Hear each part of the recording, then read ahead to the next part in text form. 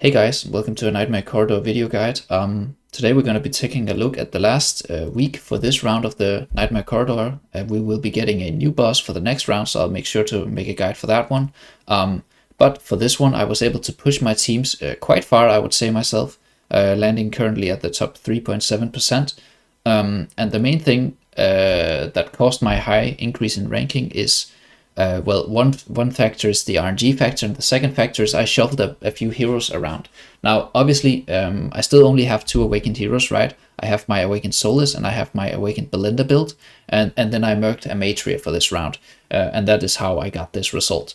So I'm going to go over my teams, and I'm also going to go over some different formations that I used earlier before I found my best in slot formation. That might help some of you guys out if you don't have the heroes that I'm using. But this is my best attempt, so we'll start with this one, just to make sure. Yeah, this is my best attempt. All right, so for the first team here, this has been the same setup since this boss was released, right? Or Idre, since he's been in the Nightmare Corridor. There's nothing of note here. The only thing of note here is the pet, maybe, but otherwise just use these heroes and you'll be good to go. Now for the next team, this is where I'm merking a Matria for this round, because especially for this round where there's a Nightmare Corridor, not Nightmare Corridor, but there's a Hypogen buff on the second round on the Demonic Nemora round, where you need to field 3 Hypogen heroes.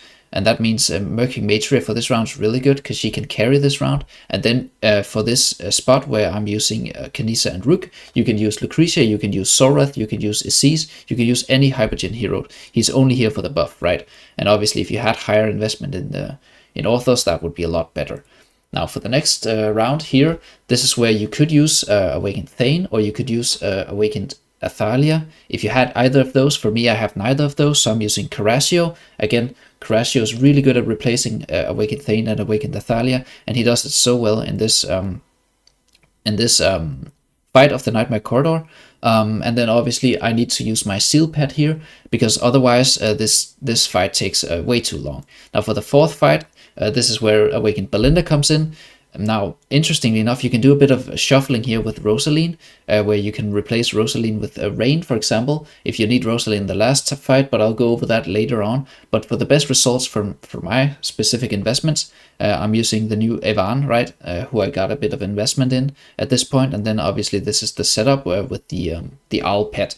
Now, for this team, this is where I redeemed the trial version of the new hero, the new Mauler hero, because she does some defense reduction, and also she helped this team out a lot actually, because before I used her, I used Astrilda in this spot, and that was about a 55-second kill. So this hero actually saved me about 10 seconds redeeming her trial. But if you don't have her trial, you can easily just use Astrilda, and obviously if you had Awakened Baden or Awakened Athalia, they would slot in instead of Gress here, as you can see in the top formations for this round. Now for the last round, this is where there's a bit of a change from my teams from last week. Last week I used Rosaline here instead of Vithiel, because I needed Vithiel in the first rotation, but now I don't need Vithiel in the first rotation anymore. So I can use him here and free up Rosaline for the Belinda team. And as you can see, 5-5-5-5, right? Killing the boss in under a minute, which is pretty good for this boss, because this boss is super hard to kill. So that was these are my my 6 teams, right, for my best attempt. But if we go look at my previous attempts, I want to show you guys what it looked like before I redeemed the trial for the new Baller hero, right? So going through these teams, these are some formations you can use if you don't have the new Mauler hero, right? So here I use Vithiel in the first team. This team, as you can see, I use with Aziz. You can use any Hypogen hero that as I mentioned before.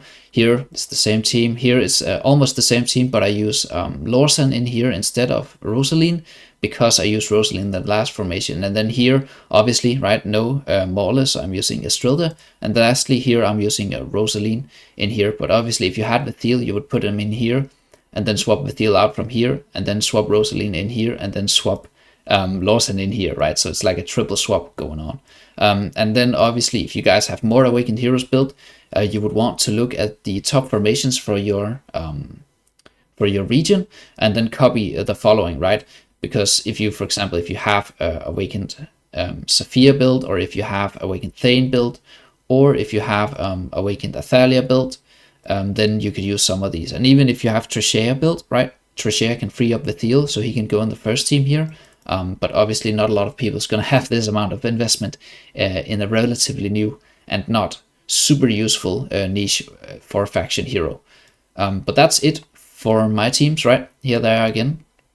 I'm very excited for next week when we get a new rotation or a new boss for the Nightmare Corridor. And I'm also anxious about the two new Celestial Hypergen heroes, because I don't have enough resources to summon for those. And I've seen some disturbing screenshots from the test server where the new Celestial hero apparently is the best, or is in the best in slot formation for the new boss in the Nightmare Corridor. So hopefully that isn't true, and then once the new boss hits the live servers, maybe another formation will show up, because I would really not enjoy it if the new Celestial hero would be super meta in the Nightmare Corridor, since, you know, to me it sometimes seems like they release bosses tailored towards the new heroes. It felt that way with the Abyssal Expedition and Awakened Athalia, right? And also magically every new hero they release is just somehow finding their way into boss formations. But that's just a bit of conspiracy from my side.